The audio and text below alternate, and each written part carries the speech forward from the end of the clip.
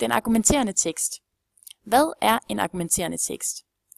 Grunden til, at vi kalder den argumenterende, er, at den enten argumenterer for en sag eller imod en sag. Den kan også diskutere og reflektere omkring et bestemt emne eller en bestemt sag.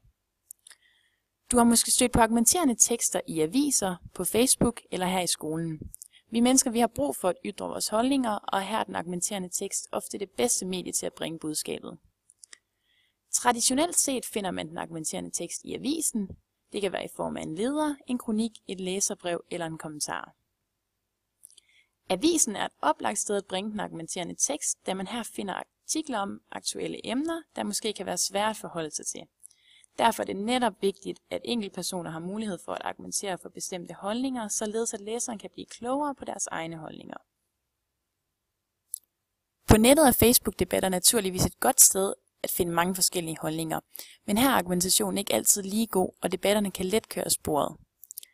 Derfor beskæftiger vi os først og fremmest med den argumenterende tekst, der bringes i avisen. Når vi har fået den gode argumentation under huden, kan vi derefter gå over og kigge på nogle Facebook-debatter.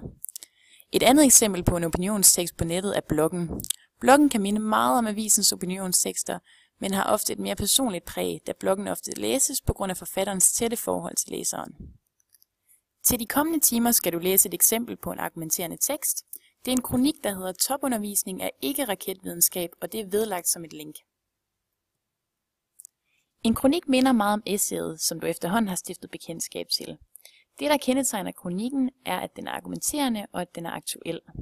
Ordet kronik kommer af det græske ord kronikos og betyder det, der vedrører tiden.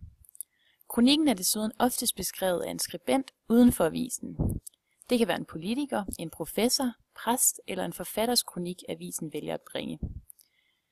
Kronikken søger dermed at være oplysende om et aktuelt emne ud fra en personlig vinkel. I nogle tilfælde forsøger kronikken at reflektere over emnet frem for at overbevise læseren.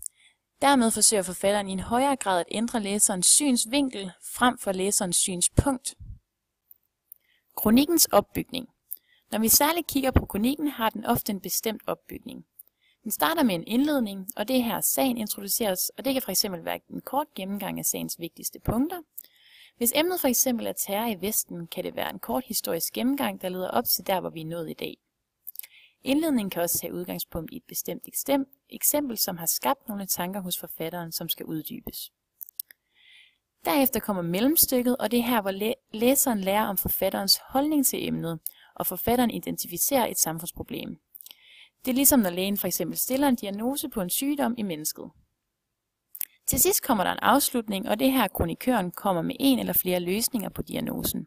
Nogle gange har forfatteren ikke nogen løsning, men nøjes med at stille diagnosen for at fremhæve et relevant samfundsproblem.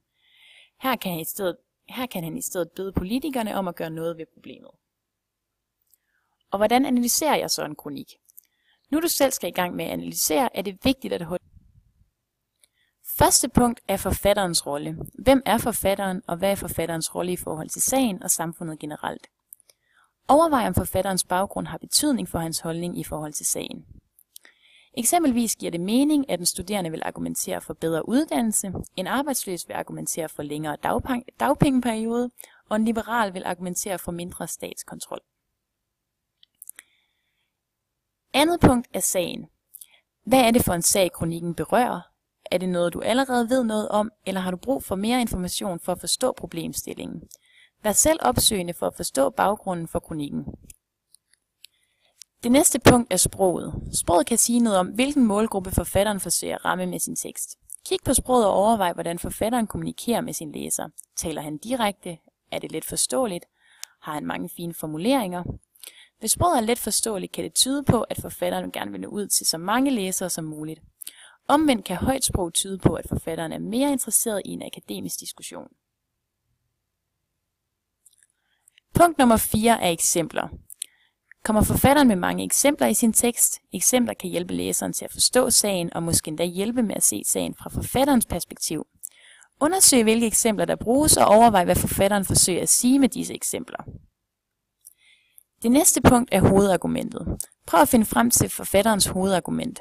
Hvis du har mod på det, så prøv at benytte dig af Toulmins argumentationsmodel, da den kan være et brugbart redskab til at finde frem til det. Der er ofte mange argumenter i en kronik, så det kan være svært at finde frem til ét hovedargument. Prøv alligevel, om du kan formulere et argument, der er dækkende.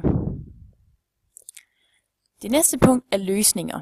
Kommer forfatteren med en løsning på problemet? Overvej, om hendes løsning er holdbar, og om du kan komme i tanke om andre løsninger. Til sidst har vi et punkt, der hedder enighed. Er du enig med forfatteren? Man kan sagtens være uenig i det, der bliver sagt. Overvej derfor, hvad du selv mener. Er du uenig, så prøv at finde på et modargument. Når du har gennemgået disse 7 punkter, så er du klar til at snakke om teksten på klassen. Sammen gennemgår vi den og diskuterer, hvad I hver især har fundet frem til. Og jeg glæder mig til at høre, hvad netop du finder frem til. Held og lykke!